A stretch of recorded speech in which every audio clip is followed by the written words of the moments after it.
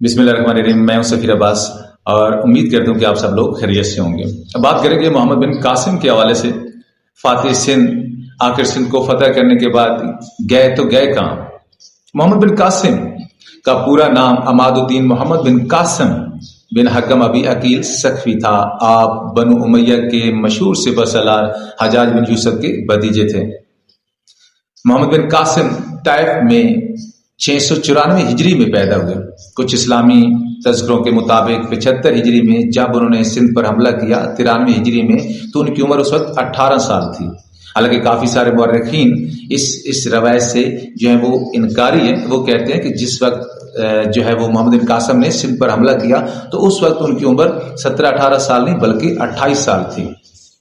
अमवी खलीफा अब्दुल मुल्क बिन मरवान के दौरे खिलाफत में जब हजाज बिन यूसुफ को इराक का गवर्नर मुकर्रर किया गया तो उन्होंने सखफी खानदान के कई लोगों को आला ओहदों पर फैज किया, लगाया और कासिम को बसरा का गवर्नर मुकर्रर किया गया।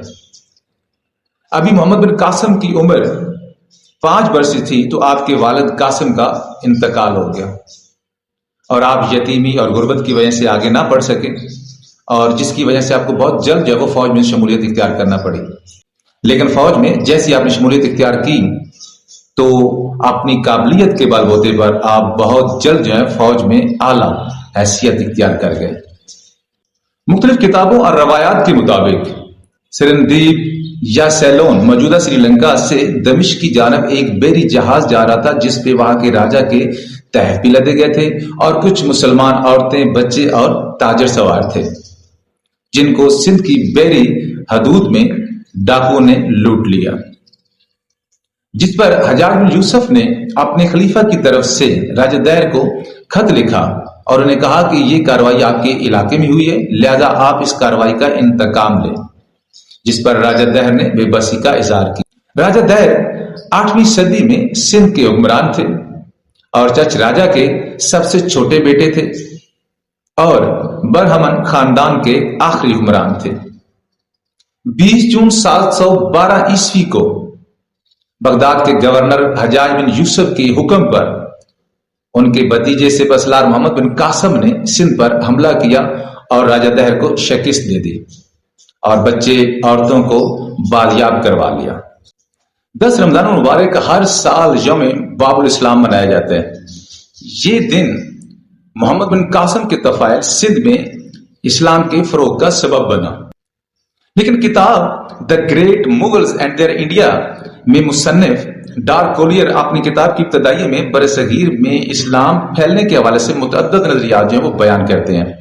जैसा कि बरसगीर में इस्लाम फैलने की वजह हिजरत, तलवार, खौफ, सूफिया इकराम का अमल और तबलीग, समाजी रवाबत, शादियां, तजारत, काफी सारी चीजों को उन्होंने जिक्र किया जिनकी वजह से इन इलाकों में जो है वो बरसगीर के इलाकों में जो है इस्लाम फैला। फतेहनामा सिंध उर्फ चचनामा के मुअर्रिख के मुताबिक और मोहम्मद बिन अली अब्दुल हसन हमदानी कहते हैं कि जब राजा दैर को कत्ल कर दिया गया तो मोहम्मद बिन कासिम ने राजा दैर की औरतों को महल के अंदर कैद कर लिया और उसकी दोनों बेटियां जिसमें सूर्या देवी और प्रेमल देवी है उनको अपने हबशी गुलाम के हाथ जो है अपने हाकम के पास बगदाद रवाना कर दिया। जब सूर्या देवी और प्रेमल देवी बगदाद पहुंची तो खलीफा ने सूर्या देवी जो राजा दैर की बड़ी बेटी है उसके साथ खलवत इख्तियार करने का इरादा किया। तो सूर्या देवी ने एक चाल चली और उसने खलीफा को कहा कि आपके सिपहसालार तो मेरे साथ पहले ही खलवत इख्तियार कर चुके हैं, लिहाजा मैं अब खलीफा के शायाना शान नहीं ले। जिस पर खलीफा वक्त को बड़ा गुस्सा आया और फौरन गुस्से की हालत में एक परवाना जारी किया और उन्होंने कहा कि जहां कहीं भी मोहम्मद बिन कासिम हैं इस वक्त वहीं पे उनको बैल की खाल में या कच्ची खाल में बंद करके वापस लाया जाए।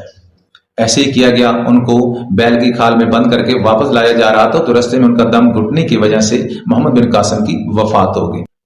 बाद में जब खलीफा को पता चला कि सूर्या देवी ने झूठ बोला था और अपने वालिद के कत्ल का बदला लिया है तो उसने दोनों बहनों को जिंदा दीवार में चुनवाए जाने का हुक्म जारी कर दिया।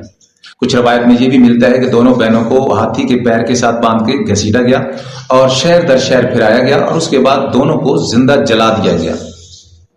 لیکن کچھ مورخین کے مطابق، کچھ تاریخ دانوں کے مطابق یہ جو روایت ہے جو کہ چچ نامہ یا فتح نامہ سندھ میں ہے، وہ اس کو جو ہے وہ ٹھیک نہیں مانتے، بلکہ شک کی نگاہ سے دیکھتے ہیں۔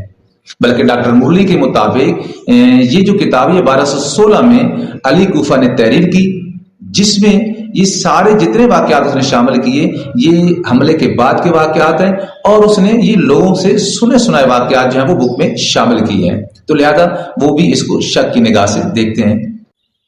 تو پھر محمد بن قاسم کی موت واقعتاً کیسے ہوئی؟ سندھ کے معروف محقق دانشور ڈاکٹر نبی بخش خان اور ڈاکٹر این اے بلوچ کے مطابق یہ ساری کی ساری کہانی من گھڑت اور افسانوی ہے، اس میں کوئی حقیقت نہیں ہے۔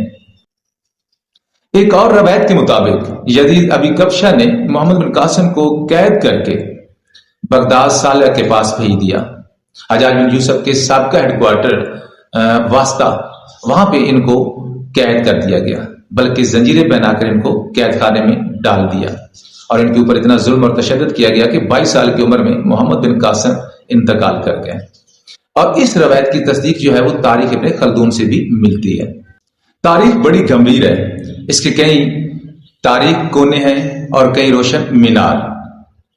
تاریخ لکھنے والا جب تاریخ لکھ رہا ہو تو اس کی کوشش ہوتی ہے کہ وہ زیادہ سے زیادہ سچ لکھے اور اس کی قلم سے زیادہ صحیح لکھا جائے، وہ اس لیے اس کی کوشش ہوتی ہے کہ اسے بھی یاد رکھا جائے۔ لیکن تاریخ دان بھی ایک انسان ہی ہوتا ہے، جب وہ لکھ رہا ہوتا ہے تو کہیں نہ کہیں اس کے لفظوں میں پسند ناپسند جو ہے وہ شامل ہو ہی جاتی ہے۔